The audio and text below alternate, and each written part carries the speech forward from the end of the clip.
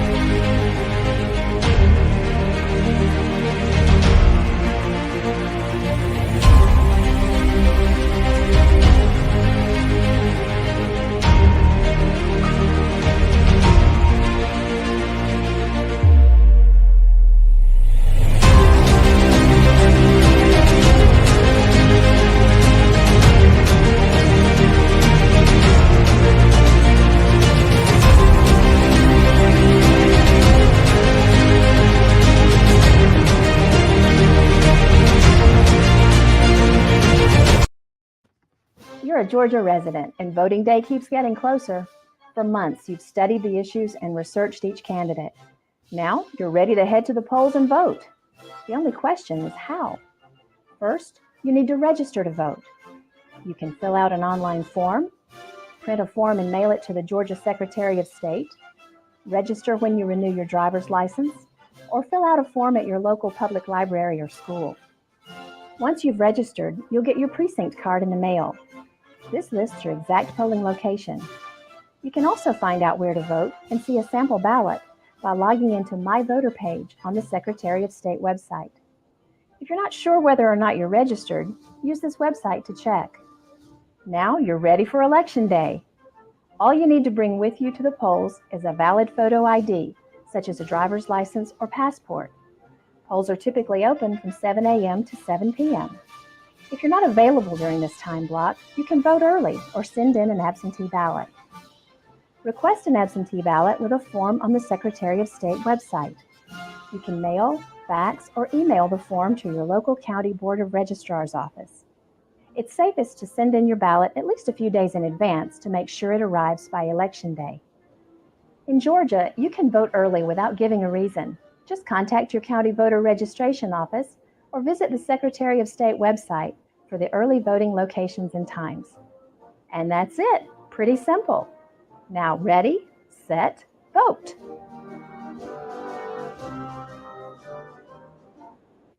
All right, we're back this Sunday again on our Black Media with the political spectrum. Dante, you just saw one of the things we do, is, and you know that you were a part of constructing what we do here, but is getting people knowledgeable and understanding not only how to vote, when to vote, and what that means. Yes, it's very, very important. Not just during the presidential election cycle, but just being aware of judges, sheriffs, and all those local elections as well to stay informed of what's going on in your local communities. Well, yeah, and you know what's interesting? A lot of people, like you said, will hop out for the presidential election, but not realize the more important ones are your local ones. In fact, down here in Chatham County, we're right in front of a county election for Chatham County chairman roles, as well as judgeships. In fact, we have a candidate for Chatham County Commission joining us later on. What about in Fulton? Nice. Yes, actually, we do have a special election going on in Fulton County for a state judge. That election is May 21st, I believe. So a lot of people are talking about that race that's coming up. Yeah, as a matter of fact, I think this all ties kind of pleasantly together because the district attorney for Fulton has been in the news this week, and we'll talk about that when our two guests join us. But to begin today, people wonder why Trump stays so important. So I want to play this next commercial that is kind of funny, because the thing I love about Trump is he continues to kind of find a way to reinvent himself or to be that guy. So let me see if I can add this, and we'll play this and then hop into the discussion on that. Donald Trump is launching a new business venture. He's getting into the sneaker game. Take a look. Well, he made the announcement at SneakerCon in Philadelphia. The line features three different pairs of tennis shoes, a pair of high tops, a pair of red laceless athletic shoes, and a pair of white laceless athletic shoes.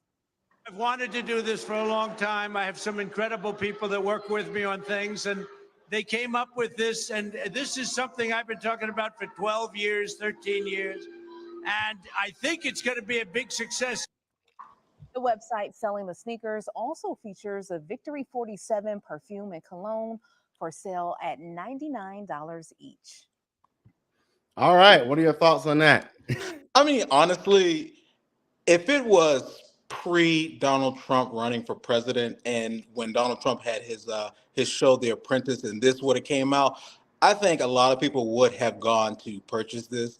But now since he is, he's president, he's someone who's always tweeting a lot of things that people just don't like. I don't think people would go and buy the shoe. But at the end of the day, Donald Trump is a businessman. I think this is a good move for him. I'm not surprised that he is doing it. Actually, I'm surprised he hasn't already done it, or at least thought about doing it. But he said he did. Mm-hmm. I think it's a good brand. I mean, he's always branding himself. I mean, that's what Donald Trump is known as. I think it's a good move for him. This is low humor, so people are gonna get mad. Somebody gonna get mad. But then some people were there. Hold on. What I'm saying is this: this is the Biden shoe. You gotta have a little humor in all of it. But the shoe actually looks nice. I mean, it looks like the everyday shoe that people wear now. It's not a bad looking shoe. I love it. I think my thing is, hey, he's always finding a way to be unique, and I think people like that. And so that's interesting. So that's my little tidbit for the week. What's up in our first 10? What you got for us? Well, I want to go ahead and hit on the. Well, we're gonna come back. Actually, let's just go ahead and talk about the Republican presidential race. Okay. At this point, Nikki Haley should just go ahead and really get out. It's becoming a waste of a breath there at this point. There is no way she's going to defeat Donald Trump. The poll numbers are not looking in her favor. She's not going to win any states going forward. I mean, right now nationally, he's at 78% for the Republican Party. Mm-hmm. And she's at like 19-something%. The next few states where Michigan, Trump is in the 70s. Mm-hmm. Arkansas, Trump is over 50. South Carolina, he's over 50. Georgia, he's over 50. Nikki Haley is still in the teens. I mean, at this point, it's just a waste of breath there. She just really should save her political career and just bite it out and just run in 2028. But I think right now she has become a distraction. And if she doesn't get out, she's going to really turn off a lot of Republicans. That's going to hurt her political future. Well, what bothers me with that is the fact that, I was watching MSNBC this week, and I kind of agree with this commentator that said, if you know that Trump is going to struggle with Biden, why put him in that conversation? If you know Nikki's going to do well with Biden, I just get lost in that whole conversation. It's like, why would you put someone that is a maybe when you got a full spade in your hand? Well, I agree with that, but unfortunately, in the primary season, they don't want that spade. They'd rather go with the king of hearts or something. They don't want that. They don't want that guarantee. They want that maybe. I'm not sure why they would, but guess what? The Republican Party just don't want that guaranteed number. They don't want Nikki Haley. They want Donald Trump right now. And honestly, the more and more the media continues to talk about Donald Trump, allows Donald Trump to really focus in on his message that they just keep coming after me. I mean, after this lawsuit in New York City, which was ridiculous, that happened against Donald Trump yet again. I mean, Donald Trump really doesn't even have to campaign right now. Thank you. All he really has to do is just, go to court Yeah, and let CNN talk about him all day long. He doesn't yeah, really have to campaign yeah, at all. He yeah. can just show up to court, stand outside the courtroom, give his political speech, which they get mad at him for doing because he really can't do it because he's always in court.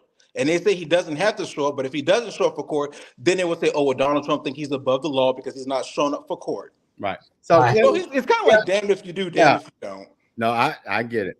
Oh, hold on, y'all. 1 second. I got the wrong video up. So we got Clinton hopping in with us here. How's it going, Clinton? Pretty good. Yeah, we're doing a lot of videos and visuals today, so that's a good thing. But we're gonna hop into our main topic, y'all. And as we hop into that, let's begin with this kind of commentary really quick. Did I add it correctly? I have not. Here we go. We're going to get it going. Let's see what we got here. Annie, as the defense attorney, you just watched all of it play out.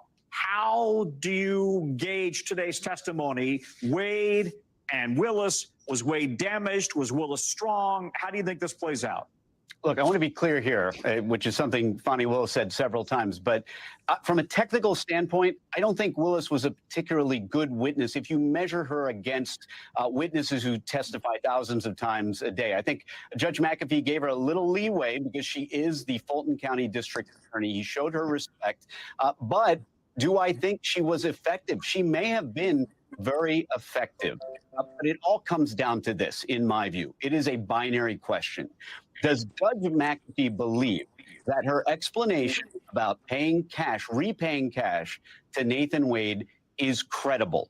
And that's it. Because Fani Willis was consistent with Nathan Wade's testimony that she repaid him for vacations with cash. The second question is that a credible story? Just because she's consistent doesn't necessarily mean it's credible, because a lot of folks are saying, hey, a lot of folks keep large amounts of cash in their home. That's fine. The issue is this particular way of paying Nathan Wade in cash happens to serve her interest, and it happens to thwart the defense's motion. So that is a factor to keep in mind. It's not just keeping cash and paying with cash. There's nothing wrong with that. People do it all the time.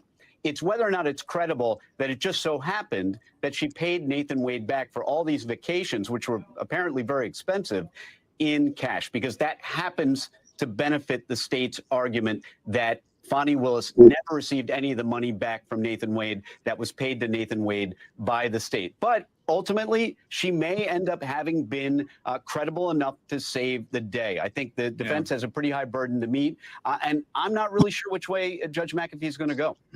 Thanks for watching. Stay updated. All right.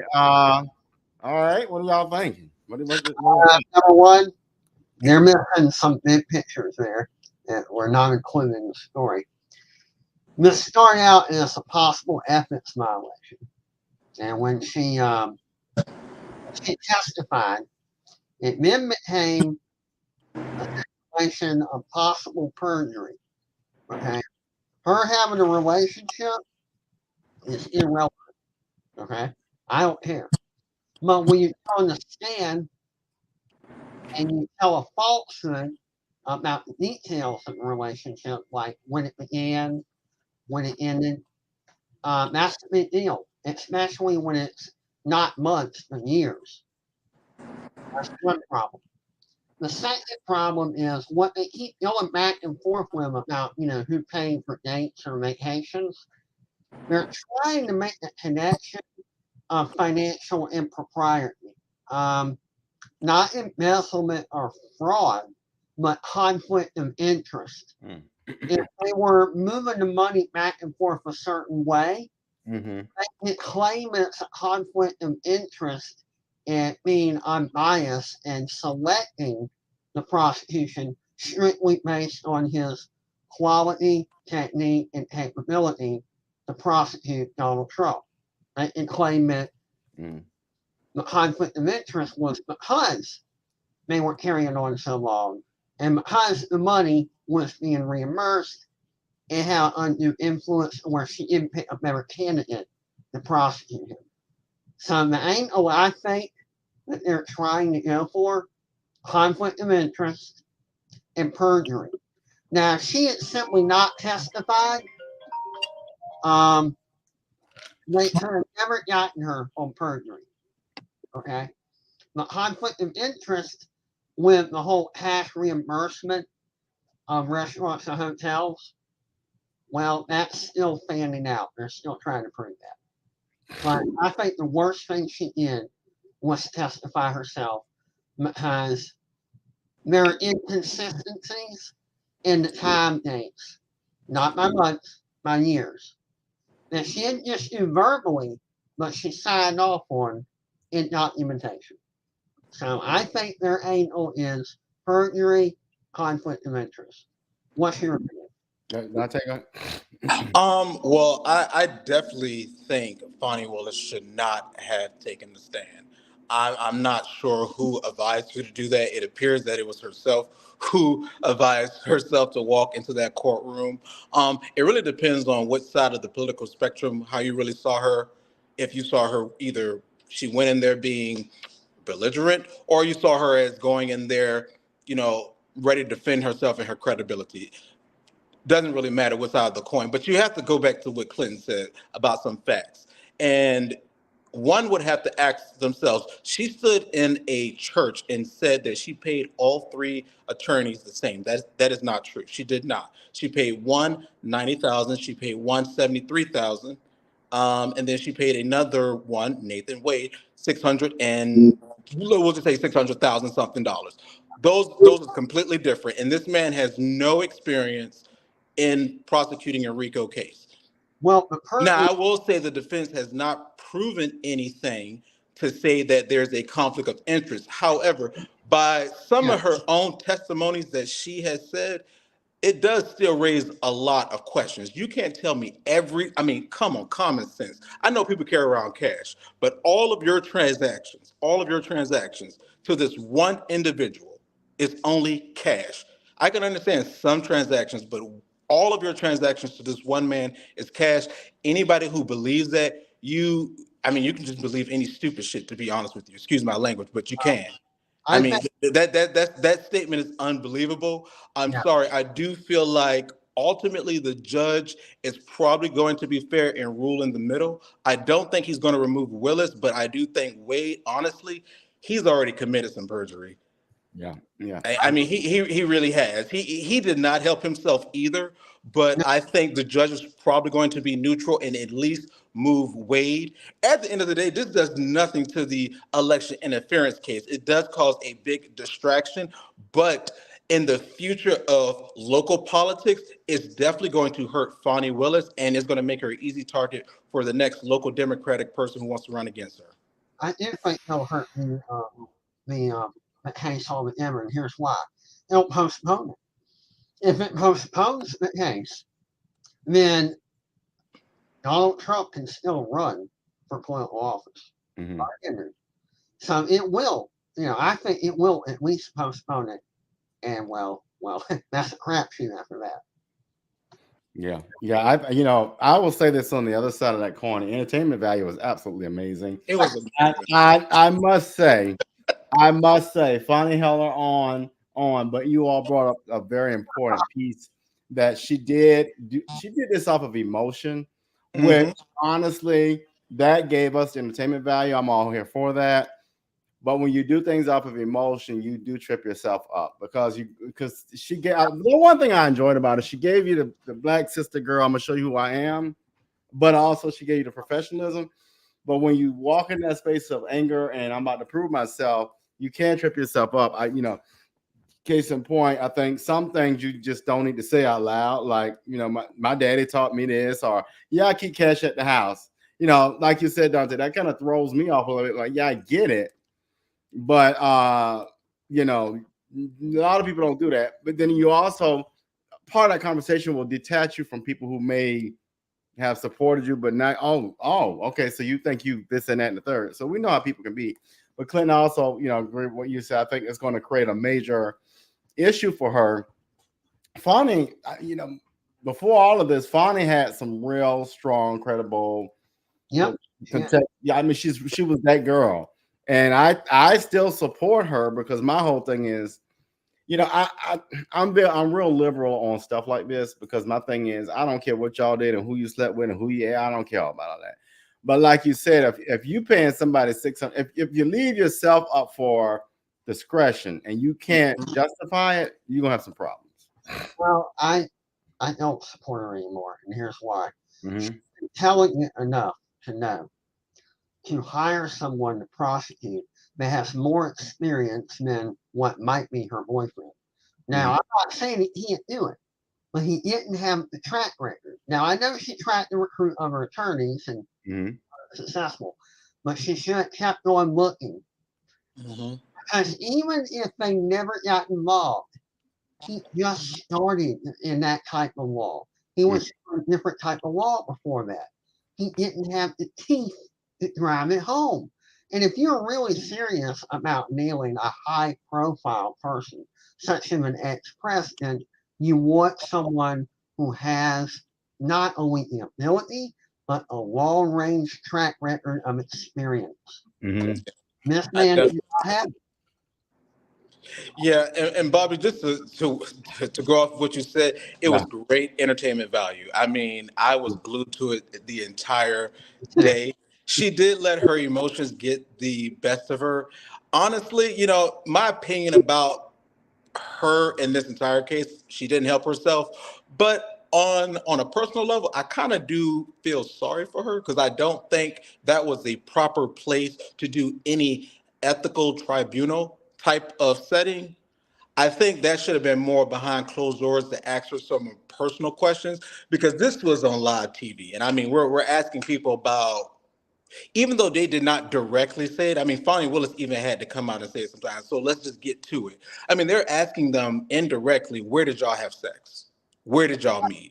I live for all that now. I did like that. I mean, that's where some of these questions were going when they were asking, you know, what house did you go to and all. And that's where they were going at. And I think this was not the proper place to do it on a personal level. But at the end of the day, Fani set herself up for this. I mean, also the attorney who brought the motion to bring all of this out, the client who she represents, he worked on the Trump campaign, and his job on the Trump campaign was opposition research. Funny how his attorney is able to go find some dirt on Fani Willis, but there you have it. Yeah, but Fani Willis knew that whenever you do any high-profile case, they're going to send headhunters to get up stuff on you. She has to know that, okay?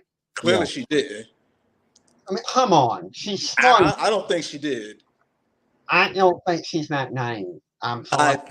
I think she's more intelligent now. I think she is naive. And the reason why I think she is naive, again, let's go over these prices. She paid one attorney $73,000. She paid another attorney $90,000. She paid Nathan Wade $653,000. I mean, she didn't even go like $120,000. She went extra super high on him. I mean, that she just kind of slam dunked it with that price. Well, here's the thing. You know, when you're going into, and I'm looking at it, and it's going to be hard. She's going to have to explain that. I mean, those are questions they should ask.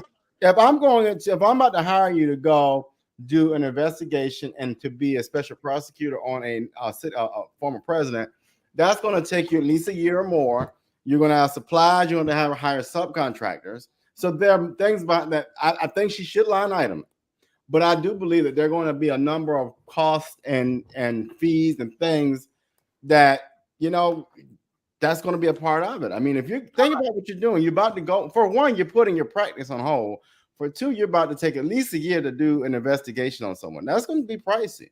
No, Bobby. No, Bobby, we're not disagreeing with how you outlined it. We're just saying he does not have the experience for this. He's never done anything like this before. For him to even get that high number value. Now, I think if you hired somebody who had somewhat of experience or even a few years of experience, I can understand. That can explain that number, but this man has zero experience doing everything you just outlined. So she really needs to answer, why did he get paid that high amount number? And she also stood up in church and said that all her attorneys are paid the same. Well, that we know that's a lie. So I wonder what else they have kind of perjure themselves to. I have to interject on that. That's verbal. The perjury they're trying to nail her on is on paper. The dates that she signed on, Yeah. the salary she signed on paper, don't coincide with what she said verbally. So they're going by documentation in order, for the perjury. Right. Yeah. So y'all hold tight real quick. Let me add her to the stage. And while I'm adding her to the stage, I want to do an intro of our guest. We're going to come back to Fani Wilson, but I have a surprise, Clinton, that you may not know about, and we're going to start here. And the reason I want to start here, you all, is because we know that this lady who just ran for Savannah mayor, whether you support her or not, that the news does not do a good job of sharing who this person is. But Alderwoman Keisha Gibson Carter, this clip I want to play demonstrates just some of the work she does. I just think that when it comes to how media and news gets out is not always fair. But let's start with this clip, and then we'll kind of jump into that, and we'll come back to Fani, you all. William Zach Harvey, a citizen of Savannah. Today, we stand before you as older women of the city of Savannah, declaring that we will uphold the highest standard of our elected offices to assure Miss Shirley Francis that questions she has related to his death will be answered. As older women of the city of Savannah, we would like the standard operating procedures of our offices here at the Savannah Metropolitan Police Department to be extended and offered to us as sitting older persons. In addition, we expect a full, transparent process where this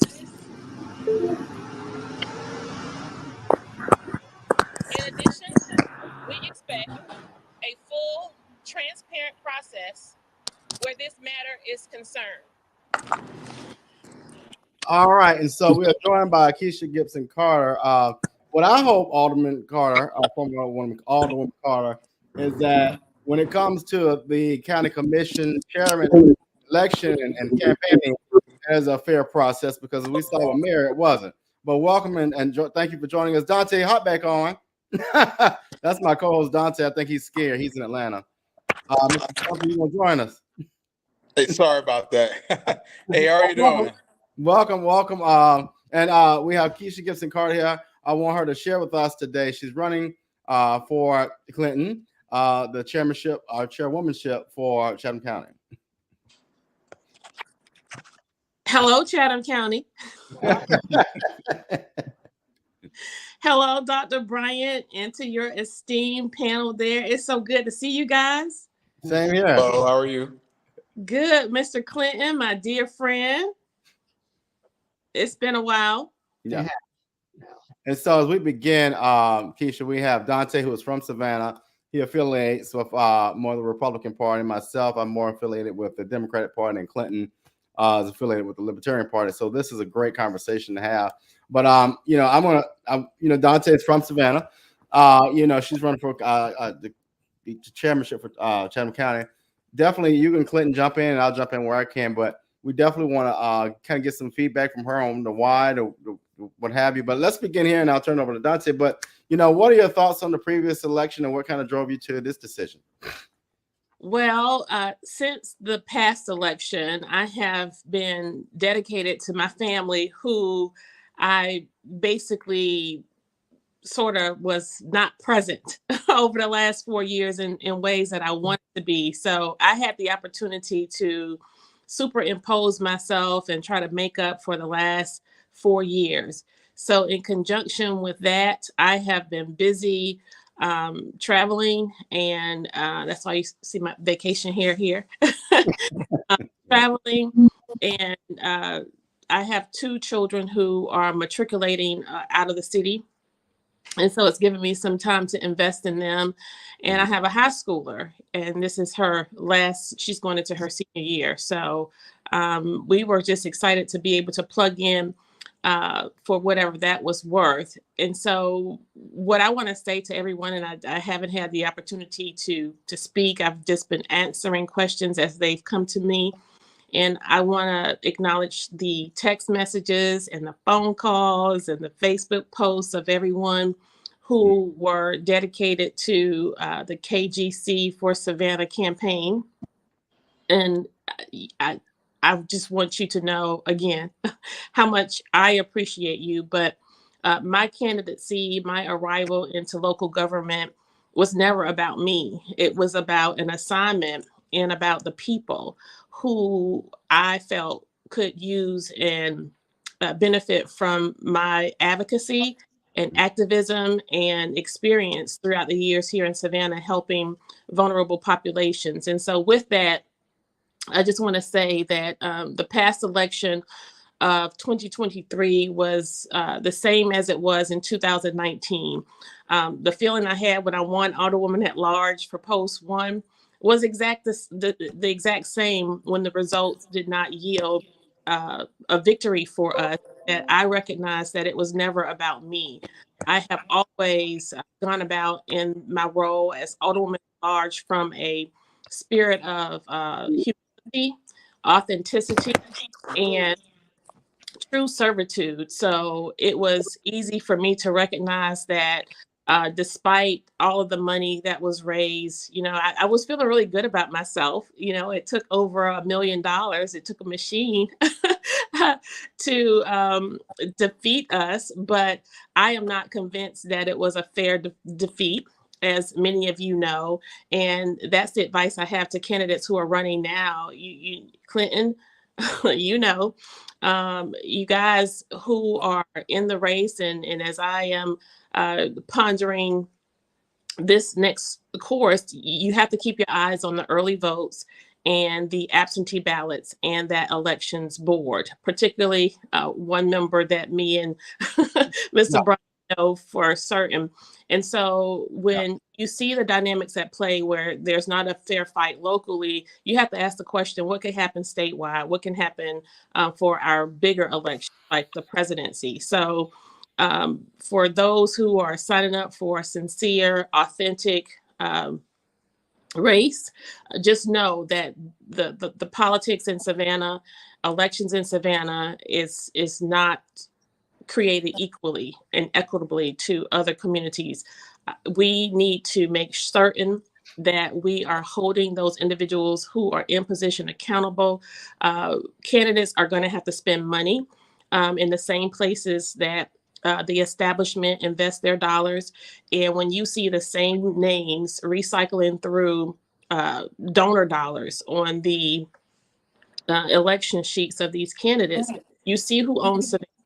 And that 2023 election essentially showed that Savannah is indeed for sale. You can buy anything. You can buy and pay people who work within assisted living facilities to make certain that those ballots are for certain candidates. You can pay people to encourage early votes and to make sure that those early votes are for specific candidates. You can pay people to purchase or lease buses and transportation to get mass numbers of people to the boxes, understanding that those votes are going to be for certain people. So that's what I want to say to people. Nonetheless, we're here, and we see that those behaviors are not unlike the behaviors that happen at every single level in our local government. From purchasing, from financing, to community service, to county and city resources. We see the deficiencies. We see the unfairness, the fairness actions. We see the unequitable treatment. So, we have to recognize as Savannians and Chatham Countyans who we want to be. Unfortunately, in the past elections, we did see that big money prevail. But we also see that it was not counterbalanced with voter turnout. And so the jury is even still out on how many people actually voted. We really don't know, right? We really can't trust that process. And so where do we go from here? Where do we go from here? I'm an advocate. I'm an activist. I sign up to speak out for people who do not have a voice. That's what I do. We need people who are at the grassroots levels working these elections, keeping their eye on elections boards. We need them to step up and take a louder place in these spaces if we ever want to see anything change. We said, Mr. Bryant, in the 2023 election, if people in positions did not change, the Savannah as we know her will not be the same in 2 to 3 years. And we are already seeing that within the first couple of months, the first quarter. We were already seeing and feeling the results of what that election did not mean. Right now, you have Woodville community residents planning to mobilize and go to City Hall to raise sand over what they were raising sand over in 2023 during the election season. But when I was saying it out loud, it was like, so you have Carver Village under threat, Liberty City under threat. It's the same. If you always do what you always do, you're going to always get what you always get. And the fact of the matter is, I signed up to advocate for something that I do not need. I don't need what I'm fighting for, but what I do need is for the people I'm fighting for to have a better quality of life, but ultimately to have their rightful share.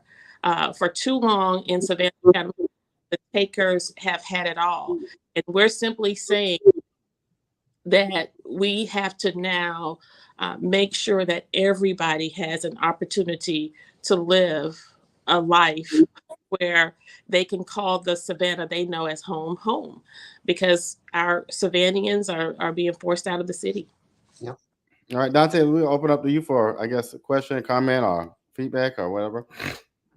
What was some of your most enjoyable experience in the campaign? Well, I have to tell you, I do not like campaigning. I do not. It's exhausting. It exists exhausting. There's very little opportunity to be truly authentic and genuine. The greatest part about what I did as Alderwoman at Large is serving in a way in which I could problem solve. When you're campaigning, you're simply making introductions, listening to what their needs are, what their thoughts are, recognizing that the reason I'm in office, why I was elected in 2019,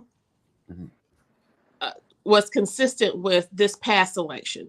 In 2019, the electorate sent a resounding indictment to the council, wherein almost everyone was voted off of the council and a fresh crop of people came in.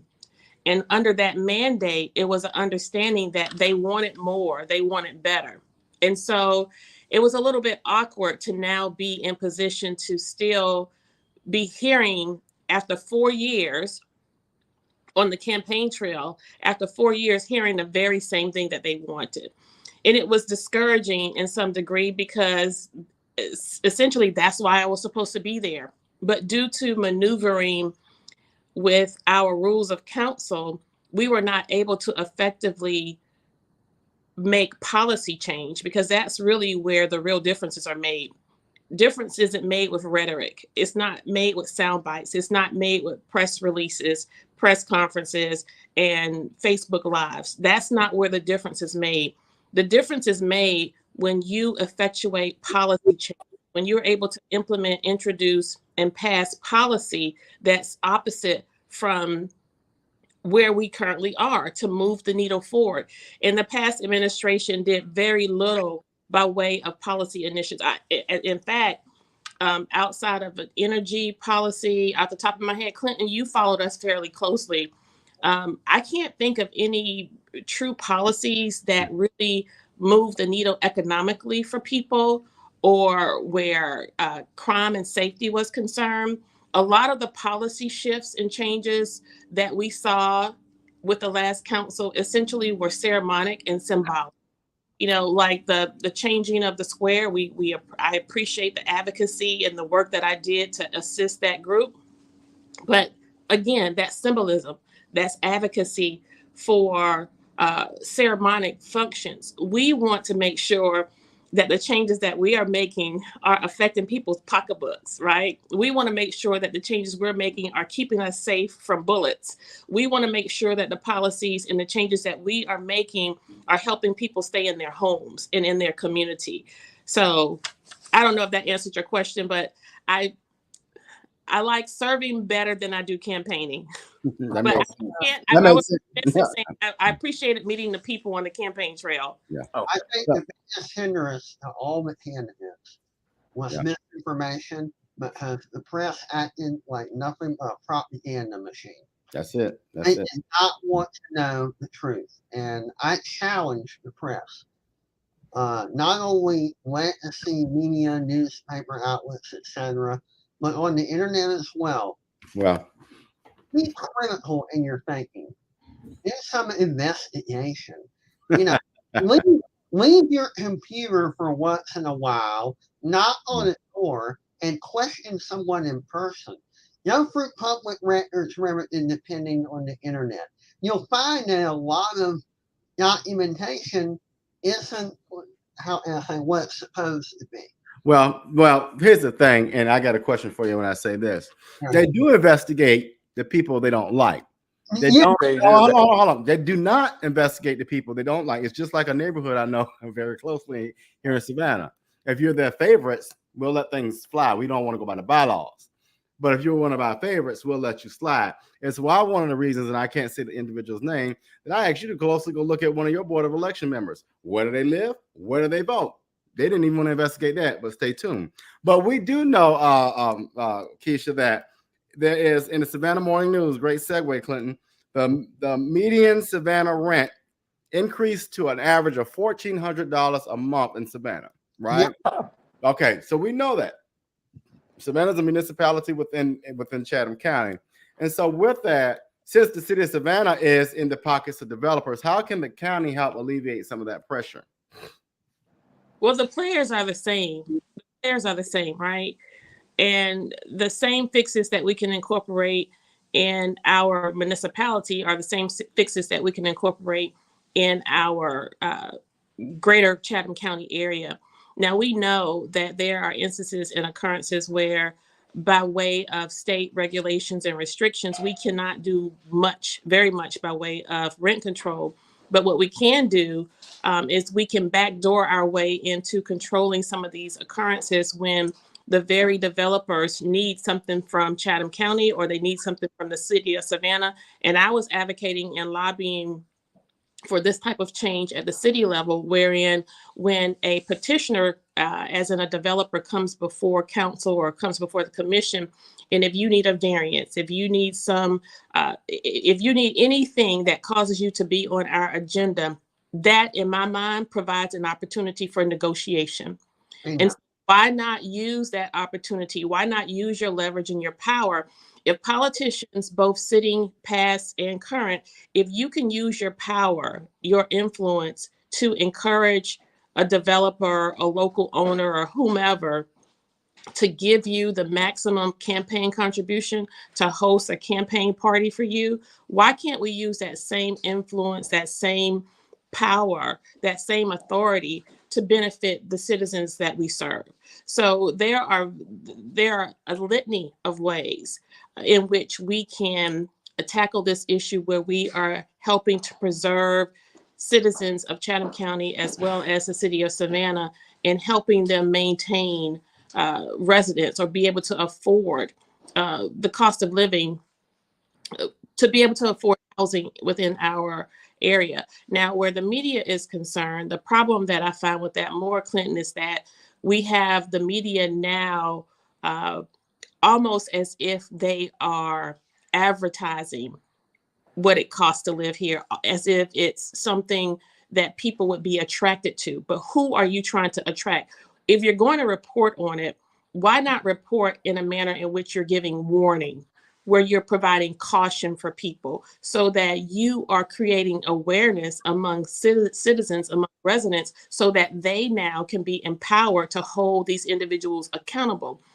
Instead, what they would rather do, as you suggested, Mr. Bryant, they would rather cast aspersion or pass unfair judgment on individuals who are advocating, who are sounding the alarm, make you look bad so that they provide a buffer and a distraction for the behaviors to persist and continue. And so what we here find in Savannah, in our region, is that the media is just a machine that serves as a PR firm for the establishment. They own the establishment. There's only a handful of makers and shakers in this community. There's about 4 or 5 men who make all of the decisions.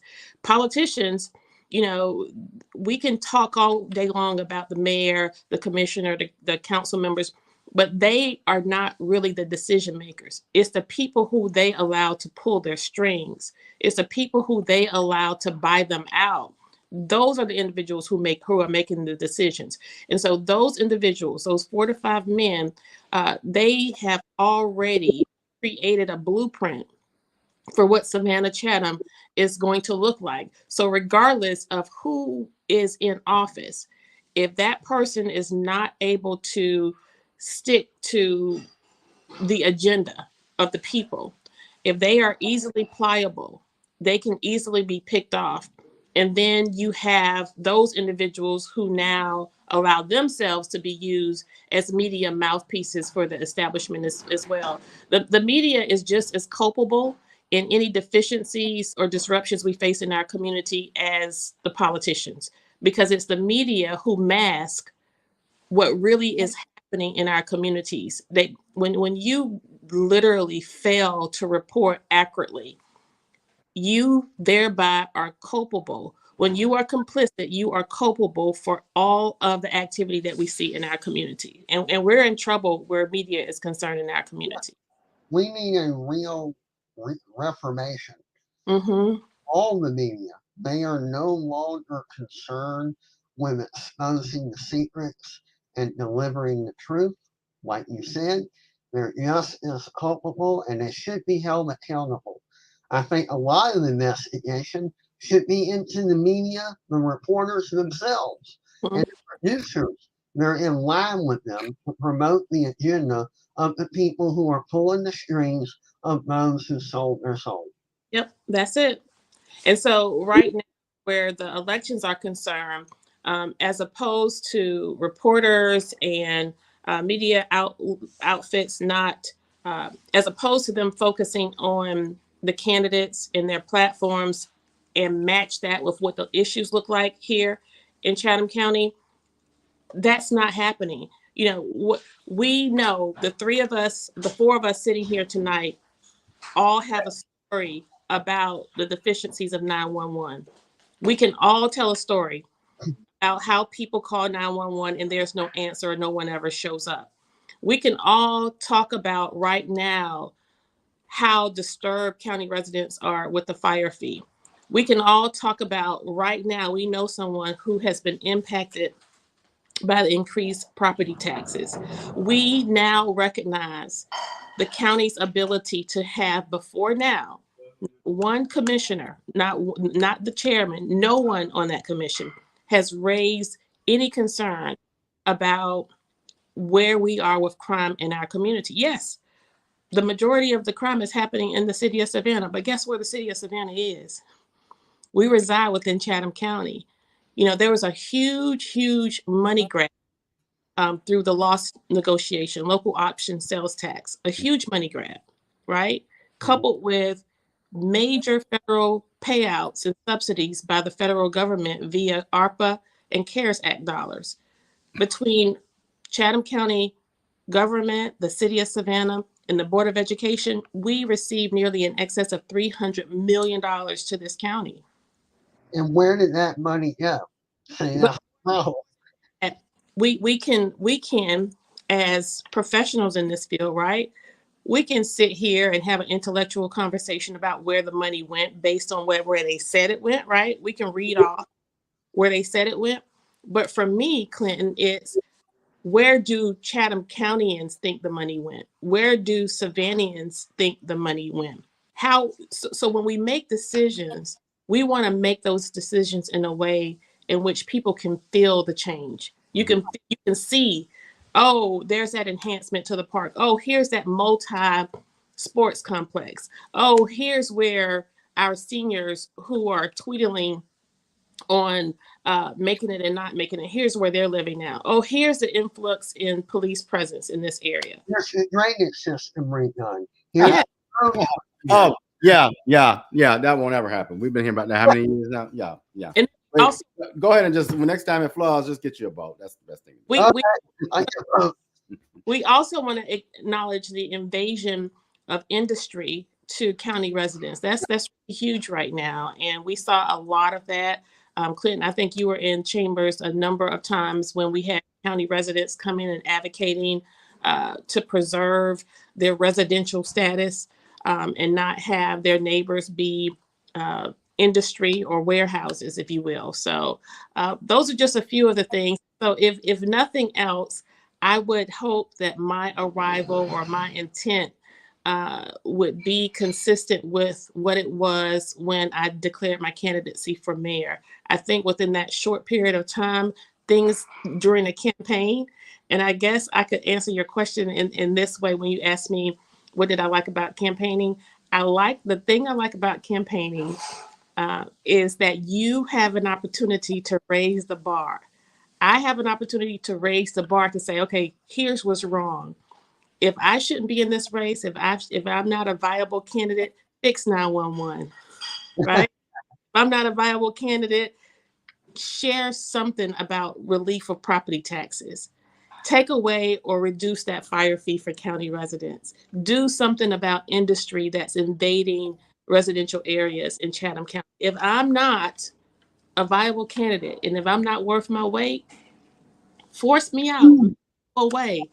Create a multi-sports complex that we so desperately need here in Chatham County. So, and I'll bow out gracefully. Well, and before you go, what really concerns me about the current chairman of Chatham County is that individual is the county chairman, if I'm correct, the president of a neighborhood association, the pastor of a full pastor of a church. I don't see how you can do that effectively. And honestly, and I'm not, if you're mad, you get mad. I've learned I don't care who gets mad at me anymore. You don't pay my bill. So, hey, but my question is to the chairman and to you all on this panel. I don't think you can do all of that effectively. In fact, Clinton, you live here in Chatham County. I haven't seen anything for Chatham County since, forever. But to that point, Mr. Bryant, it's what we allow. That's it. Yeah. We allow as citizens, and I think before people wake up, it's probably going to be too late if we continue to allow the fact that our association with someone because we went to school together, they played the piano at my mama's church, or they were my daddy's principal, or they're in the same fraternity. If we align ourselves by way of friendship, relationship, and kinship without regard to harmony in our community, we do ourselves a disservice as well as a broad community. It's obvious. Just look right now. When we look at the first district, you have Cloverdale and Carver Village. Two where does she live? The most powerful men live in the first district. The first district is the most impoverished district of all districts at every level where it comes to economics as well as crime. The first district is where the mayor lives in Cloverdale and the chairman lives in Carver Village. If these two men have the power of the pen, with one stroke, they can direct any resource to Carver Village. With one stroke, they can direct any resource to the city of Savannah. Again, if you are utilizing these county and city resources for your own personal good, we're simply asking that you use that same influence, use that same power to now make it good for the people. Don't be selfish. When you look at the fact that you have sitting politicians who have shell companies whereby they own almost as much real estate that exists within that area, and continuing to garner. And you look at the people who are attached to them. You know, they're making sure that their friends and their family members are winning, and that's okay if that's how they want to go about. We're just simply saying, share the wealth. Share the wealth with the people who ordinarily would not be able to compete at that table, or who ordinarily would not be able to get an invitation to that table. You know, so if we always do what we always do, we're going to always get what we always have. And so if people don't realize that if you can't hold those two giants accountable, and it's only okay for you to have a photo op and share Facebook posts, and if chasing clout and having clout is all that people want, you know, it's a sad commentary for us today. Well, but we're just here as a humble servant. All right. Well, identity politics. We're more about virtue signaling. We're more about voting for people that we think we know, and we don't really pay attention to the policy that they propose. Mhm. Not to mention, sometimes what's even worse, they propose one set of policy in the platform, and when they're elected, they institute the exact opposite. And when they only enrich themselves and no one else, eventually that's going to trickle down. You were elected, yes, to help yourself, but to help all your neighbors. And all the people in Savannah are your neighbors. And by enriching your city, in the long run, you're enriching yourself. You're only shooting yourself in the foot if you only focus on who's in the mirror. That's it. And thank you for joining us, Keisha. But Clinton, it's funny you mentioned that Bible verse, love that neighbor. But you know, in this city and across the nation, we only use the Bible verses when it worked for us. But I'm not Right. That's all right. All right. So we're going to close on out. What are y'all we was talking about Fani Willis. So Dante, Clinton, tell us your final thoughts on the Fani case. I mean, again, I think it's going to come. The judge is just going to remove, if anything, Wade. I think Willis will stay on. Honestly, I think the election interference case, the overall case, is not going to go far. Even if Willis do stay on, it's going to get overthrown anyway. But that's my opinion on it. I think the case, I don't know if it's going to be overthrown, but I do think it's going to be postponed.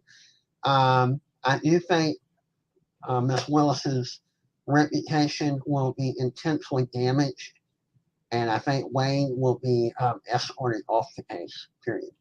Hey, just give me $500,000. I would just escort. $500,000 of free cruise and his money back. You can't beat that.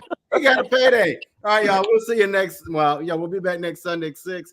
Thank you for joining us, Keisha. We'll have you back on. Thank you. I know my good Republican friend has more questions. We'll have you back. Yeah.